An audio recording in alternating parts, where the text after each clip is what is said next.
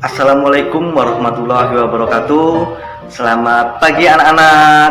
Apa kabar semuanya? Bertemu lagi dengan Pak Imam. Pada video kali ini kita akan belajar pada tema 1, subtema 2 pada muatan pelajaran bahasa Indonesia. Di video sebelumnya, di subtema 1 pada muatan pelajaran bahasa Indonesia, kita sudah belajar tentang ciri-ciri makhluk hidup. Pak Imam yakin anak-anak pasti sudah tahu apa saja ciri-ciri makhluk hidup itu. Nah, salah satu ciri-ciri makhluk hidup yaitu tumbuh dan berkembang. Berkaitan dengan hal itu, pada hari ini kita akan belajar tentang pertumbuhan dan perkembangan. Nah, sebelum Pak Imam menjelaskan mengenai materi kita pada hari ini, Pak Imam mau tanya dulu nih kepada anak-anak.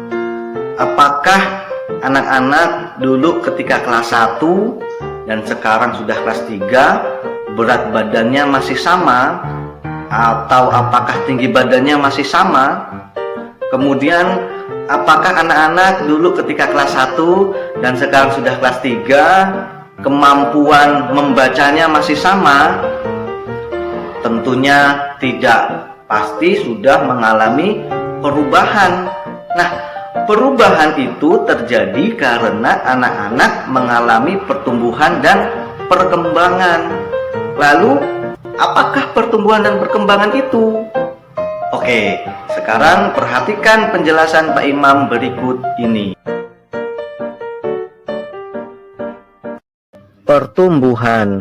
Pertumbuhan manusia terjadi sejak dalam masa kandungan sampai masa dewasa.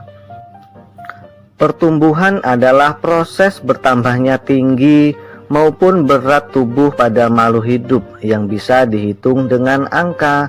Contohnya, dulu ketika Udin masih bayi, berat badannya 3 kg. Sekarang pada saat Udin kelas 3 SD, berat badannya menjadi 23 kg. Contoh lain misalnya dulu ketika Udin kelas 1 SD, tinggi badannya 100 cm. Sekarang pada saat Udin kelas 3 SD, tinggi badannya menjadi 130 cm. Hal tersebut menunjukkan bahwa Udin mengalami pertumbuhan.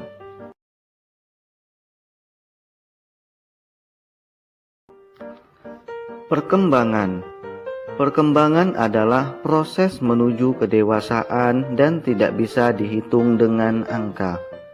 Perkembangan terjadi pada kemampuan berpikir hingga kematangan emosional seseorang. Contohnya, ketika Udin berumur kurang 1 tahun, dia belum bisa berjalan. Namun, saat Udin berusia 1 tahun lebih, dia sudah bisa berjalan. Ini merupakan perkembangan. Ketika Udin masih bayi dan dia lapar, maka dia hanya bisa menangis. Namun semakin bertambahnya usia, ketika Udin lapar, dia sudah bisa bicara dan bilang ingin makan kepada ibunya. Kemampuan Udin dalam bicara itu merupakan perkembangan. Contoh lainnya, ketika Udin kelas 1, Udin memakai sepeda roda 3.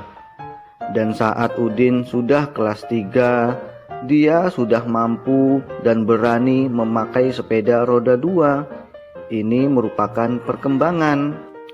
Contoh lainnya, ketika anak-anak masih bayi, anak-anak tidak bisa minum dan makan sendiri. Namun, saat sudah dewasa, anak-anak mampu makan sendiri tanpa bantuan orang lain. Hal tersebut berarti kemampuan kita berkembang seiring bertambahnya usia.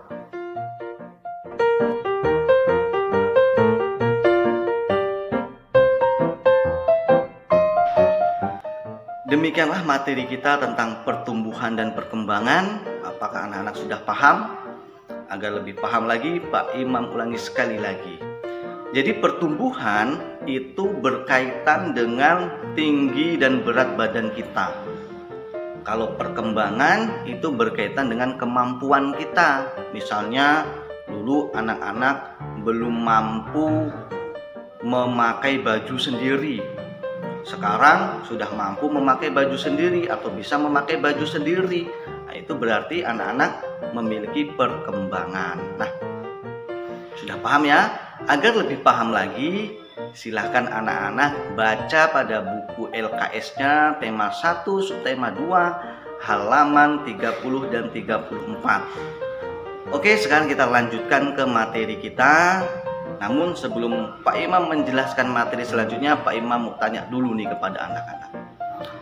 Apakah anak-anak yang sekarang sudah kelas 3, kemudian dengan teman-temannya yang memiliki umur yang sama, itu memiliki berat badan yang sama, memiliki tinggi badan yang sama, kemudian apakah memiliki kemampuan yang sama? Ya, tentunya berbeda. Jadi setiap anak itu pasti memiliki kemampuan yang berbeda-beda. Mengapa demikian? Karena pertumbuhan dan perkembangan setiap anak itu berbeda-beda, tergantung faktor yang mempengaruhinya. Lalu, apa saja faktor-faktor yang mempengaruhi pertumbuhan dan perkembangan itu? Sekarang perhatikan materi Pak Imam berikut ini.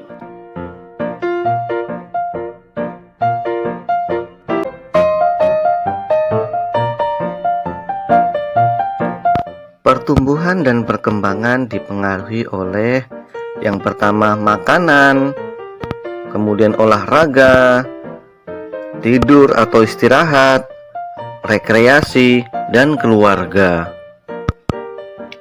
Makanan yang baik untuk pertumbuhan adalah makanan yang bersih, sehat, dan bergizi.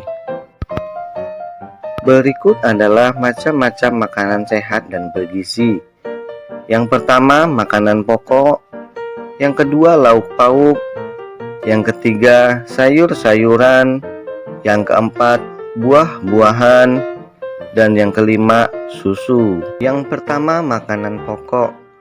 Makanan pokok biasanya banyak mengandung karbohidrat.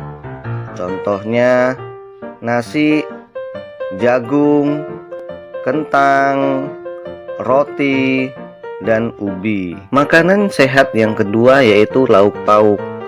Lauk pauk biasanya banyak mengandung protein.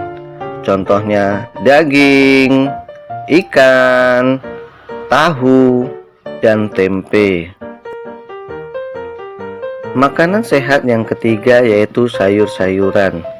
Sayur-sayuran biasanya banyak mengandung vitamin. Contohnya bayam, terong, dan lain-lainnya. Yang keempat, buah-buahan.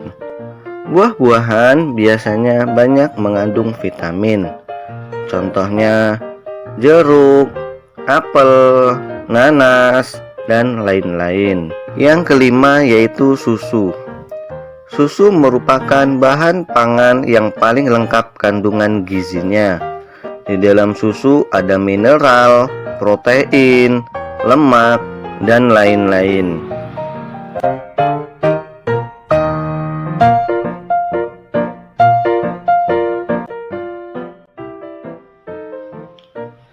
Ya, demikianlah makanan-makanan sehat yang sudah Pak Imam sebutkan. Dari makanan-makanan itu, manakah yang merupakan makanan favorit bagi anak-anak? Ya, tentunya setiap anak-anak pasti memiliki makanan favorit yang berbeda-beda. Namun, yang lebih penting lagi, anak-anak harus mengkonsumsi makanan-makanan yang memiliki gizi seimbang.